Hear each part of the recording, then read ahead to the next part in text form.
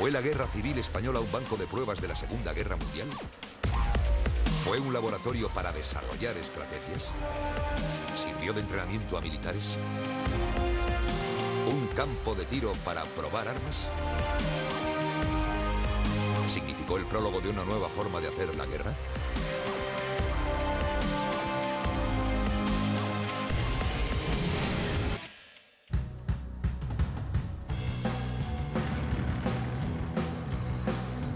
Las mejoras en el diseño de los tractores oruga que cruzaban fosos cortando alambradas y arrasando parapetos en la Gran Guerra se abrieron paso hacia el primer enfrentamiento de blindados en campo abierto en las batallas en torno a Madrid.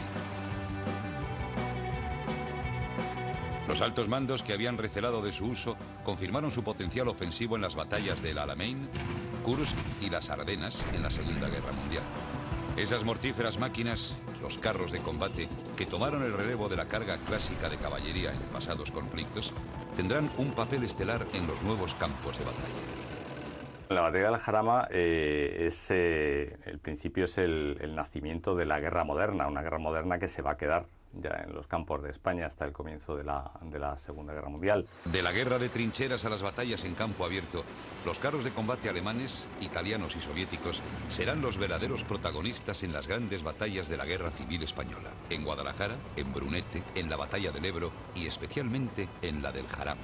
Y fue también la primera gran batalla de la Guerra Española en campo abierto, o sea, en que dos ejércitos opuestos pueden desenvolverse y luchar con todos los medios.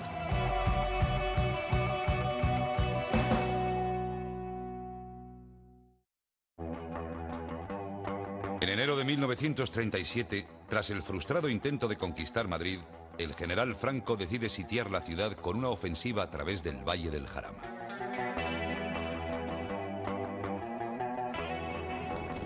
Los nacionales intentan 3 veces entrar en Madrid, bloquear Madrid. Uno es el asalto de noviembre, otro es la batalla del Jarama y otro es la batalla de Guadalajara. Y las 3 veces fracasan. Estaba previsto que la ofensiva se coordinase con el avance de las tropas italianas, que desde Sigüenza hacia Guadalajara cerrarían la pinza sobre la capital a la altura de Alcalá de Henares.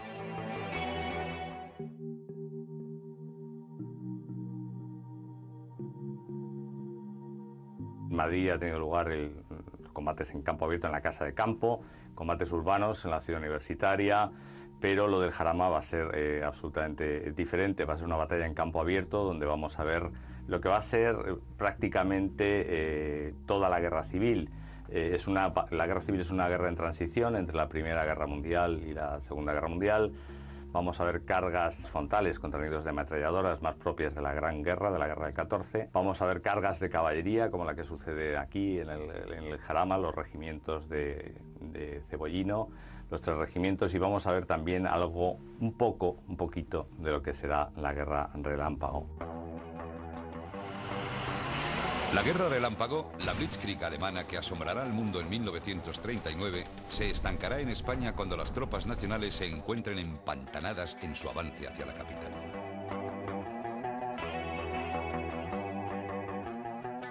Madrid es una gran ciudad con muchísimos habitantes, fortificada, donde entrar es complicado, y entonces lo que se opta es, como hemos intentado 3 veces y no hemos podido, vale, pues abandonamos Madrid porque al final la guerra ya es muy larga y eso de que entrar en Madrid la iba a cortar, después de la batalla de Jarama o de Guadalajara, ya la guerra es una guerra.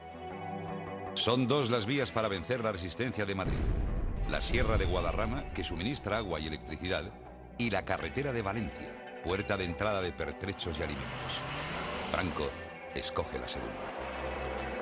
Son unos 20.000 hombres que van a intentar cortar la carretera de Valencia. Los republicanos creen que se va a cortar por la zona norte de Vallecas, pero Miaja ya apunta hacia el final de enero que el corte puede ser por el Valle del Jarama.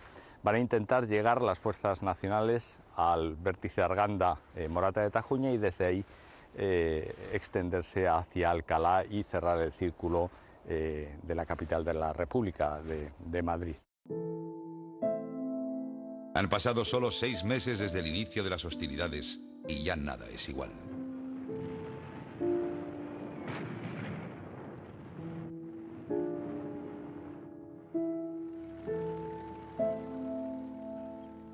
Los contendientes se han curtido en las batallas y las privaciones han templado su ánimo.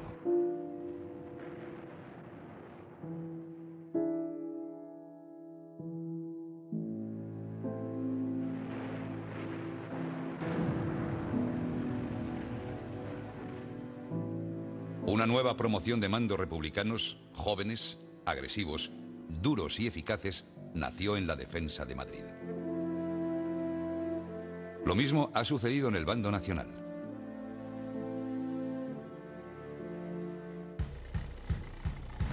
Con ese bagaje de experiencia en combate y nueva mentalidad, se enfrentan en la batalla del Jarama, preludio de la guerra acorazada.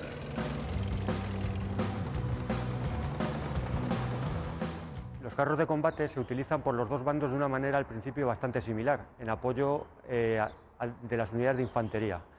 Los alemanes comienzan a propugnar una teoría totalmente distinta, que es que los carros deben operar reunidos como una masa acorazada. El choque de las fuerzas mecanizadas en tierra española tendrá un eco de proporciones inimaginables en las batallas de la Segunda Guerra Mundial.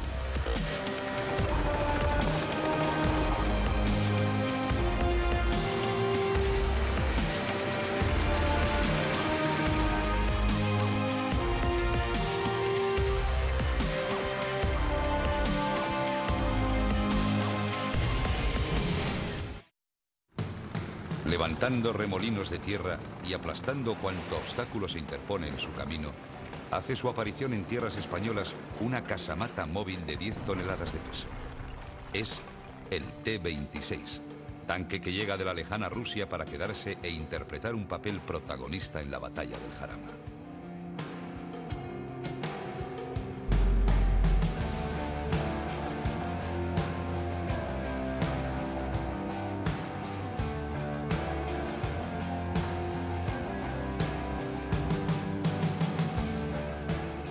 Los mejores vehículos acorazados, sin lugar a dudas, son los soviéticos.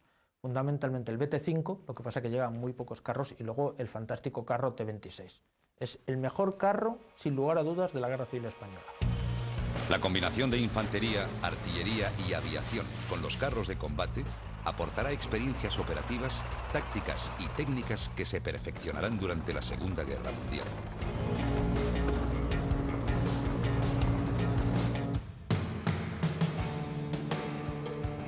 Durante toda la guerra, los carros combaten en apoyo de las unidades de infantería. Tan solo al final, en la ofensiva del Ebro, se crea una masa acorazada de 200 carros de combate que, con el apoyo de los cañones 8,8 en tiro directo, participan en la derrota y en lo que será la partición de la zona republicana en dos.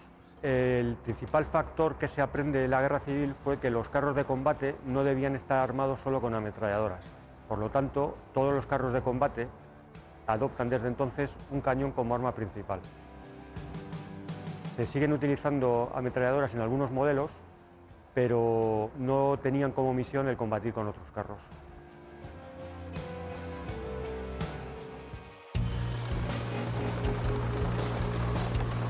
La eficacia del T-26, ligero y de fácil manejo, que podía alcanzar una velocidad de más de 20 km por hora campo a través, se convirtió en la estrella del conflicto. Su poderío despertó la admiración y la envidia de sus propios enemigos. Von Thoma en ese momento da 500 pesetas por cada tanque que consigan los nacionales coger a los republicanos para estudiarlo, ¿no? Estamos en transición hacia la Segunda Guerra Mundial. A los pocos meses de su llegada a España, los T-26 ya eran tripulados por hábiles conductores de camiones y autobuses reconvertidos en tanquistas.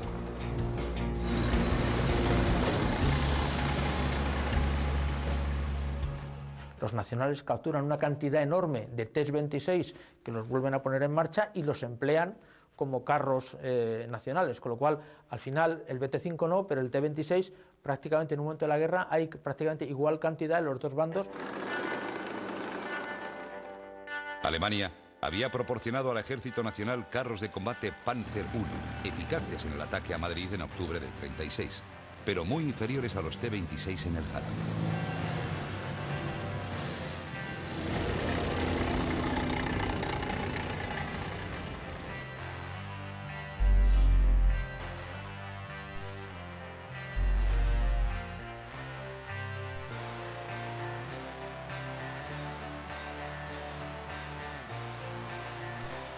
En el bando nacional, ¿qué quedan? Llegan los famosos Panzer I negrillos y luego las tanquetas Fiat, que son vehículos muy deficientes. Los rusos probablemente lo que nunca lograron hacer, ni el bando republicano, es saber cómo emplear el arma acorazada, y por tanto tienen muy buen material, pero no saben cómo emplearlo. El bando nacional tiene un material mucho peor, pero sin embargo sí tiene una doctrina y unos hombres y unos oficiales y unos soldados mucho más capaces de emplearlos. Entonces, la deficiencia, digamos, tecnológica es suplida por los vehículos nacionales, que son peores, pero son mejor utilizados. El Panzer I no servía para la guerra moderna. Los alemanes toman buena nota de ello y se lanzan al diseño y mejora de nuevos modelos. Eran estrechos, con mucho ruido, frecuentemente con humo y del motor, y aunque pueda parecer que estaban bien protegidos, en la época cualquier cañón podía perforarles y por lo tanto destruir el carro. El aprendizaje del ejército alemán da sus frutos. El Flak 18, descomunal cañón antiaéreo de 88 milímetros que requería la dotación de 10 soldados para manejarlo, se usará como letal arma antitanques.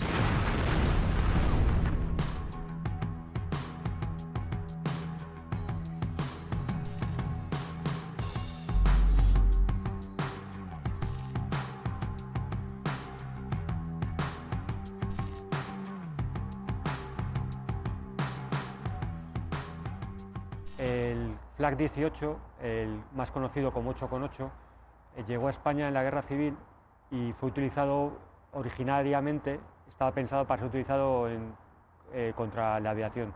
En un combate en las proximidades de Madrid, ante la amenaza de los carros de combate T-26 soviéticos del ejército republicano, fue utilizado como arma de circunstancias contra los carros de combate. El proyectil de 88 milímetros perforaba fácilmente el blindaje y a partir de entonces fue usado como arma contra carro. A la incorporación de cañones antiaéreos en los nuevos modelos Panzer siguió la instalación de emisoras de radio para coordinarse con los aviones. Una decisión que hizo de estos blindados los más usados durante la Segunda Guerra Mundial. Los carros de combate en la Guerra Civil Española comienzan, algunos de ellos, a utilizar la radio, sobre todo a nivel jefe de compañía, jefe de batallón. Este uso se extenderá durante la Segunda Guerra Mundial, en la que, por ejemplo, prácticamente todos los carros de combate alemanes llevarán radio. En el caso de los carros de combate rusos, donde muy pocos llevaban, debían guiarse por señales con banderas o señales al brazo. Esto llevará a unos ataques, en muchas ocasiones descoordinados, y sufriendo un gran número de bajas debido a la mayor coordinación y flexibilidad que le proporcionaba la radio a las unidades alemanas. El mundo observaba incrédulo la fulgurante superioridad alemana en las invasiones de Polonia y Francia. Y cuando el Tercer Reich se volvió contra la Unión Soviética, su aliado hasta ese momento, el asombro se tornaría en espanto. Los alemanes sorprendieron al mundo con esa táctica, que era absolutamente revolucionaria. Es decir, hasta entonces, en la Primera Guerra Mundial, pues los tanques avanzaban junto con la infantería en un frente que iba avanzando y los tanques protegían a la infantería que avanzaba. Los alemanes idearon un esquema totalmente diferente.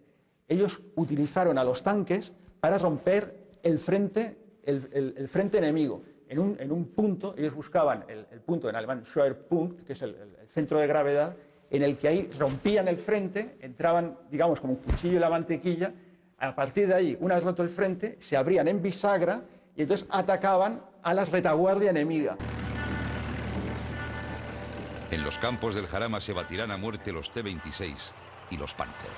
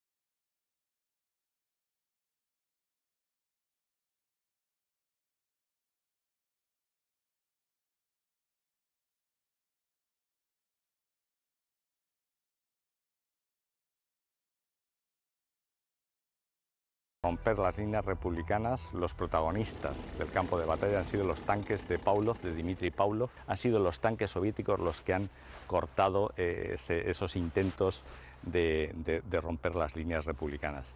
Esos agujeros que incluso llegan a veces hasta 1 kilómetro. El día 18, en plena ofensiva republicana, el agujero que abren los nacionales, estando agotados y sin reservas entre Walter y Gall, es de 1 kilómetro, y ese kilómetro lo va a cerrar Dmitry Pavlov con sus tanques T-26. En la batalla del Jarama el número de bajas fue enorme, el mayor de toda la guerra en proporción a las fuerzas que participaron. Ligeramente mayores en el ejército republicano que en el nacional. En cualquier caso, tropas de gran valor combativo para ambos bandos.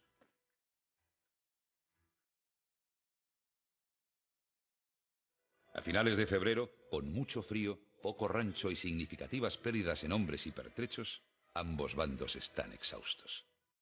La batalla del Jarama ha terminado.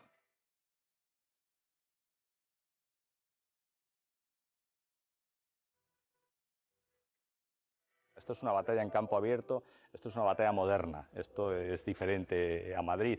Acaba en empate, pero es un gran éxito para los republicanos porque ven que no solo se pueden meter en un edificio y defenderlo hasta la muerte, sino que en campo abierto también son capaces. El miliciano de la carretera de Extremadura ha cambiado, el soldado que hay aquí en la batalla del Jarama es diferente. Lucharán mejor a la defensiva, en la primera parte de la batalla, que en la ofensiva. Los movimientos en campo abierto son más complicados que la defensiva. Habrá al final, en los días 13, 14, 15, al final entre los dos bandos unos 6.500 bajas en el centro del dispositivo, en el centro de la batalla.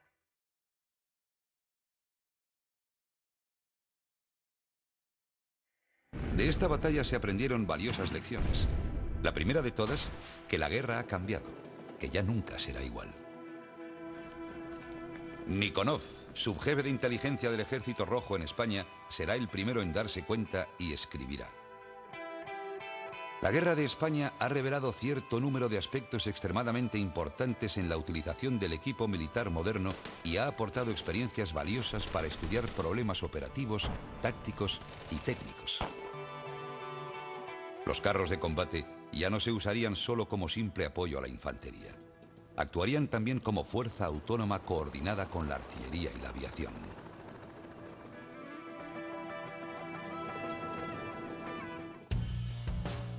Wilhelm von Thoma, que fue comandante en jefe de la Legión Cóndor, recordará en las arenas desiertas del Sáhara la superioridad de los blindados enemigos en la Guerra Civil Española.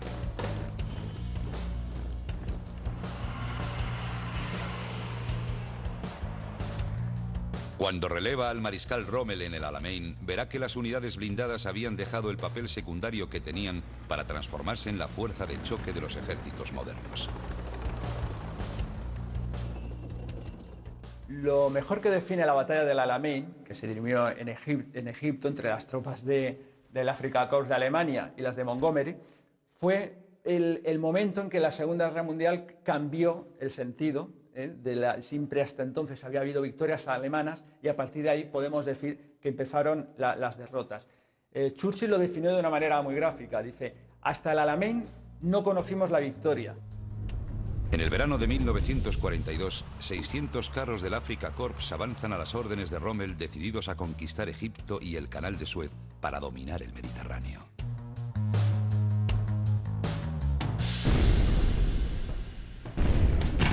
Ante ellos, 1000 blindados del ejército británico que, bajo el mando del mariscal de campo Montgomery, terminarán por imponerse.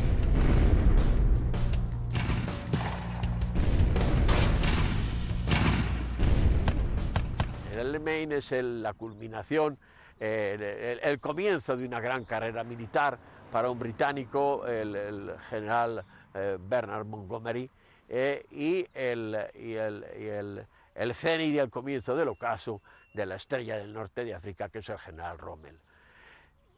Pero el Alamein, realmente, comparado con las grandes batallas del este, es una pequeña batalla en la que combatieron 150.000 británicos contra unos 120.000 italo-germanos.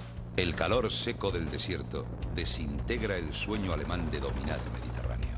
La batalla del Alamein no es una batalla bien planteada en el sentido de que sea un brillante ejercicio táctico. La batalla del Alamein se gana porque los alemanes se quedan sin combustible y sin municiones, no porque Montgomery diera una lección táctica a su oponente, que era Rommel. Sin el Jarama, el choque de las unidades blindadas había terminado en tablas. En el Alamein hubo un claro vencedor. Con independencia del resultado, los carros de combate se habían convertido en los protagonistas de la historia bélica.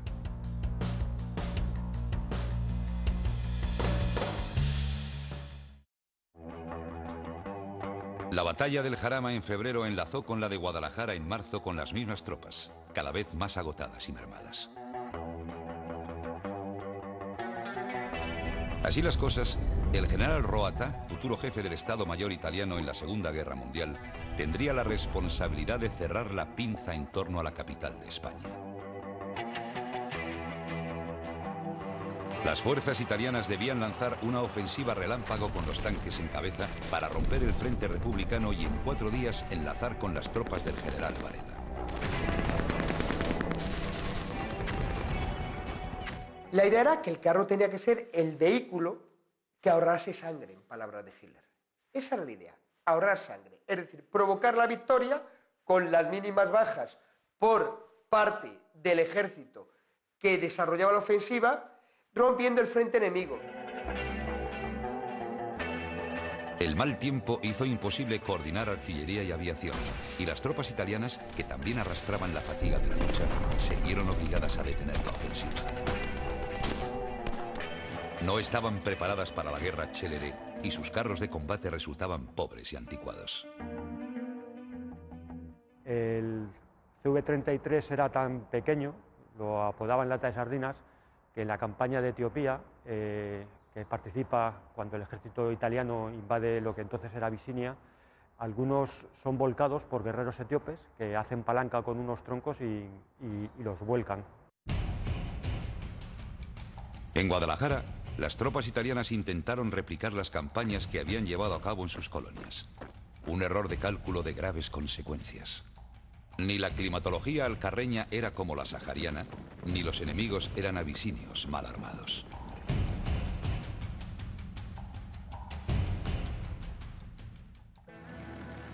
Las tropas republicanas resistieron el ataque gracias a los T-26 y a una novedosa táctica del general Rodimtsev. Se utilizó por primera vez en España una táctica que luego se haría bastante corriente por parte del ejército soviético en la Segunda Guerra Mundial, que fue el transportar una unidad de infantería encima del carro de combate, en la parte trasera del carro, encima del motor.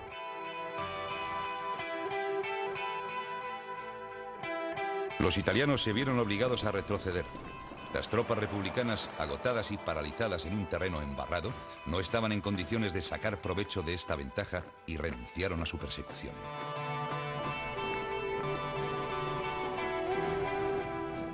Ni en el Jarama, ni en Guadalajara, ni en ninguna batalla del frente de Madrid se produce una victoria decisiva que era realmente la utilidad que tenía el carro de combate. Apoya a la infantería, ayuda a la infantería, pero no es empleado de una forma moderna, porque entre otras cosas tampoco se podía emplear de forma moderna, porque tampoco se disponía de tantos carros de combate para provocar una ruptura del frente.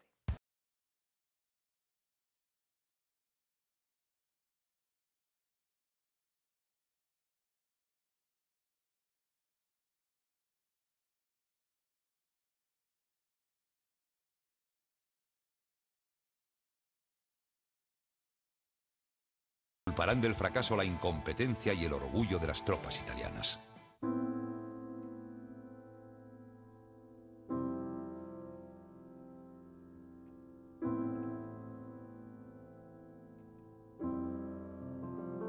Con la perspectiva que da el tiempo, parece que ninguno de los dos tuviera razones ciertas para el entusiasmo o el reproche.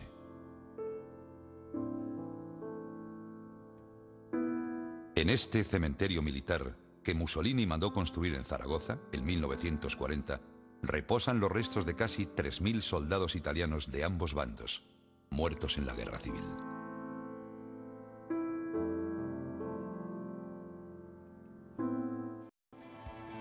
El resultado incierto de la batalla de Guadalajara encuentra eco años más tarde en las Ardenas, en las semanas previas a la Navidad de 1944.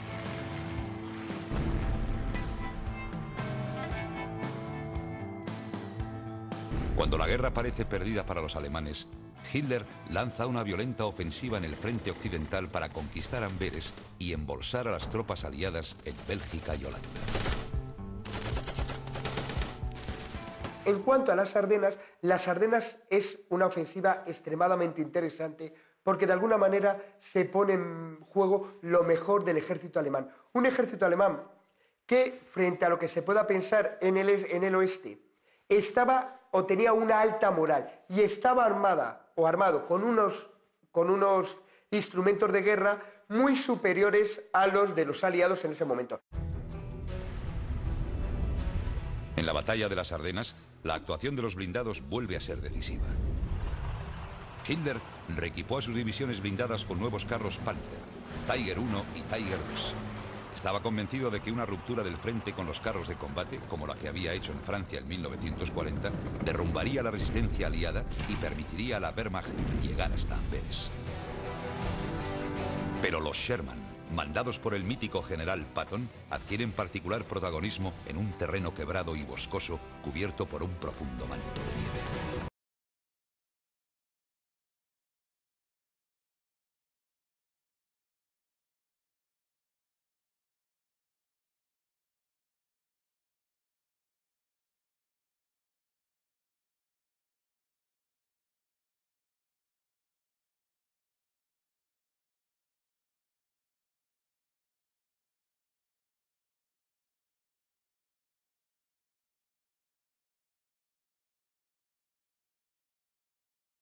Las Ardenas, ya hacia el final de la guerra, los alemanes han puesto en funcionamiento ya el Tiger y el König Tiger, el tigre emperador, ¿no? El imperial, el mejor, sin duda, el más poderoso de la guerra. Pero del Tiger hicieron unos 1.500 ejemplares a lo largo de la guerra. Del König hicieron 500. Comparémoslo con los rusos, que hacen 80.000 T-34 y los americanos hacen del Sherman, que es el suyo típico, hacen unos 30.000. Claro, un Sherman no se puede enfrentar con un Tiger, pero 5 o 6 Sherman, sobre todo cuando dominan también el aire, sí pueden enfrentarse, ¿no?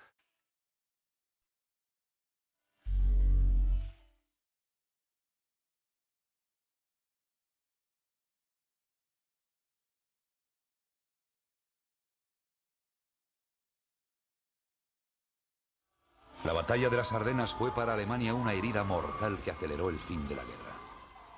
Después de las Ardenas, el sino de Hitler queda sellado. El ejército alemán había agotado sus últimas reservas de carros de combate y combustible. La Luftwaffe había quedado destrozada y las tropas alemanas retrocedían en ambos frentes empujadas hacia las defensas de la línea Sigfrido. Los alemanes nunca más volverían a recuperar la iniciativa. En cambio, los aliados poseían enormes reservas de hombres, aviones y tanques.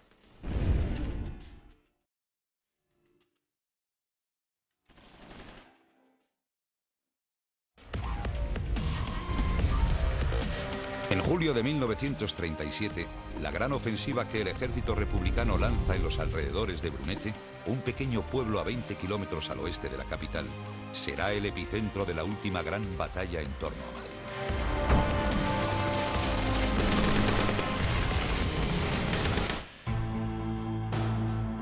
Los republicanos plantean una maniobra de envolvimiento en una zona controlada por los nacionales.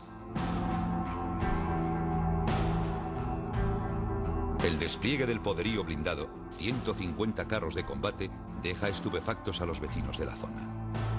Y es fácil de entender si pensamos que ese número de tanques puede llegar a cubrir la superficie de más de un campo de fútbol o la Gran Vía madrileña en toda su longitud.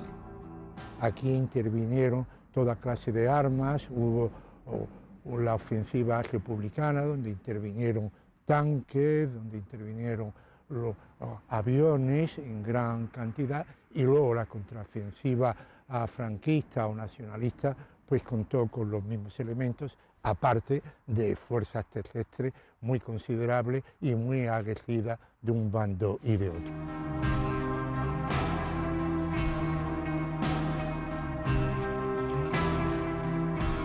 Los republicanos tienen más hombres, más artillería, más carros de combate y más aviones. Sin embargo, se impone la eficacia de la aviación enemiga.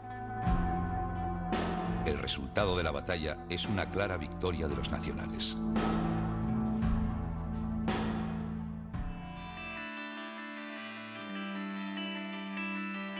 En un intento desesperado por conseguir pactar con Franco el fin de la contienda, el presidente de la República, Juan Negrín, intenta en el verano del 38 una acción de proporciones heroicas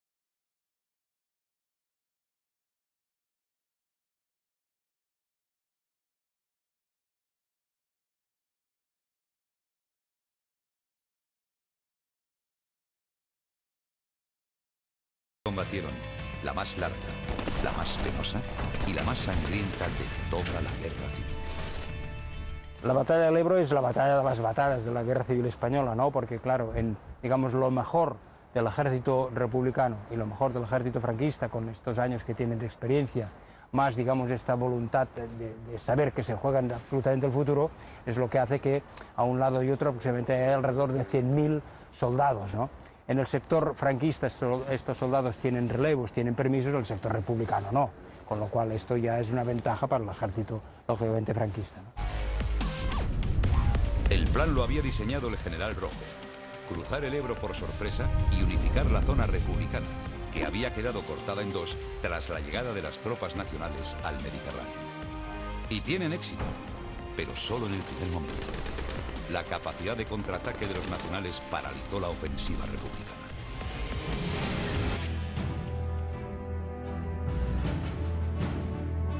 Curiosamente, los nacionales disponen en esos momentos de tantos carros de combate T-26 soviéticos como los republicanos. Von Thoma había dado órdenes de que se fueran recogiendo y arreglando todos los tanques que iban quedando atrás en las batallas.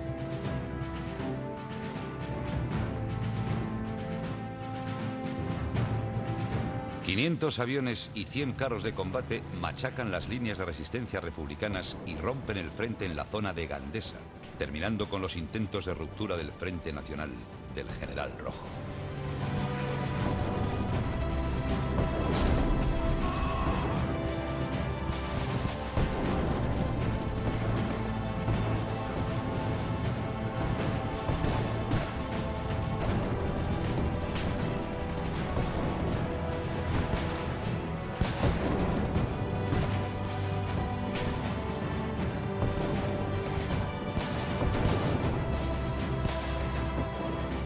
Cuando hacen la ofensiva el 25 de julio, la madrugada del 25 de julio, es de que toda la ofensiva que hace el ejército republicano, que sorprende al ejército franquista, absolutamente, es que la aviación no actuará hasta el cabo de 10, 12 y en algunos casos 14 días. Con lo cual, claro, esto es un error por parte del ejército republicano muy grande. En noviembre, la batalla del Ebro ha terminado con el rotundo triunfo del ejército de Franco.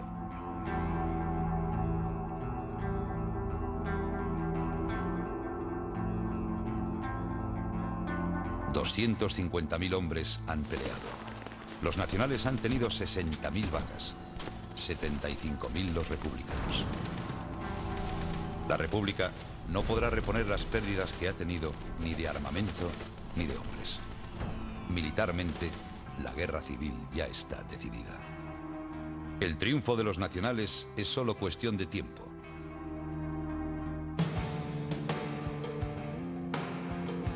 Dando un salto de varios años, la magnitud del despliegue de tanques en Brunete y en el Ebro nos lleva a las puertas de Kursk, en la frontera de Ucrania. Allí, Hitler intentará imponerse al ejército rojo mediante un ataque de blindados sin precedentes.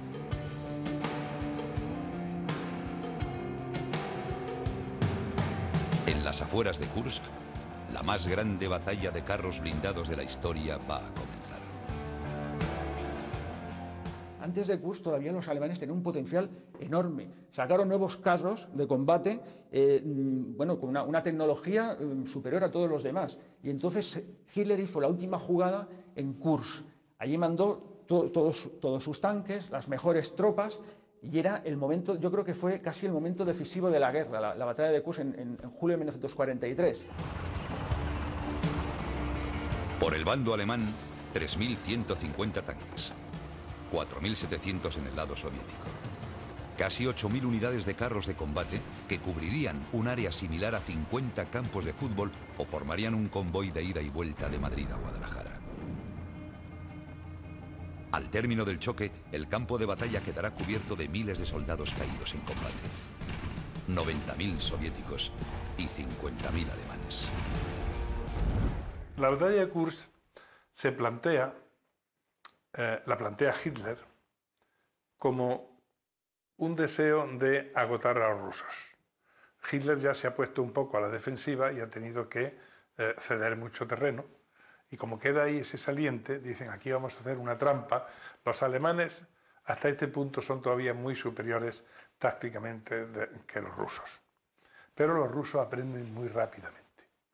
Entonces, en la batalla de Kursk, los alemanes lo que pretenden es hacer una trampa donde agoten las reservas del ejército soviético. En la ofensiva relámpago de Kursk, el ejército alemán cayó en sus propias redes y quemó parte irreemplazable de las reservas en carros de combate sin poder romper las líneas enemigas. Los rusos, como tienen tiempo para prepararse, establecen hasta 6 líneas defensivas, porque saben que, en fin, que los alemanes van a atacar con todo lo que tienen, 6 líneas defensivas en profundidad para frenar, detener el ataque alemán, lo cual lo consiguieron, ¿no? A lo largo de la batalla, más o menos, perdieron el doble de material los rusos y el doble de personal. Es decir, que desde el punto de vista meramente de la cifra, parece que es un gran éxito alemán.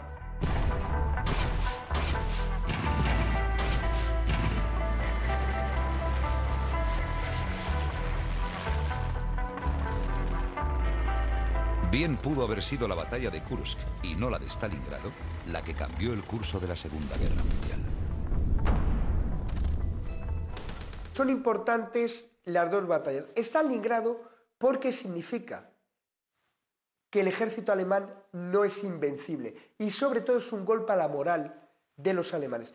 Pero el Kursk significa de alguna manera el principio del fin, de la capacidad combativa del ejército alemán en Rusia. Es la última ofensiva que realizan con posibilidad de éxito. Después del Kursk ya no hay nada. La batalla de Kursk en el frente oriental y la de las Ardenas en el frente occidental sentenciaron el destino del Tercer Reich. El problema grave para Alemania es que mientras que la Unión Soviética, por medio de sus fábricas de armamento y por medio de los suministros americanos, recuperaban rápidamente sus bajas, a Alemania, aunque su producción industrial en esos momentos era extraordinaria, no podía reponer tan rápidamente sus bajas. Las tácticas con carros de combate que habían comenzado en Jarama, Guadalajara y Brunete alcanzaron su culmen durante la Segunda Guerra Mundial. Tras la Guerra Española, el uso de los blindados para romper las líneas enemigas se impuso definitivamente en los ejércitos de todo el mundo. A lo largo de la Segunda Guerra Mundial, lo que se hace es unificar doctrina y crear unos carros de combate que de alguna manera sirvan para todo. Y eso es lo que ocurre, por ejemplo, con el T-34 soviético, con el Panther, con el Tiger, etc. Son vehículos enormemente pesados en comparación con el Panzer I, Panzer II, y sobre todo mucho mejor armados y con mayor capacidad de combate y para realizar diferentes misiones.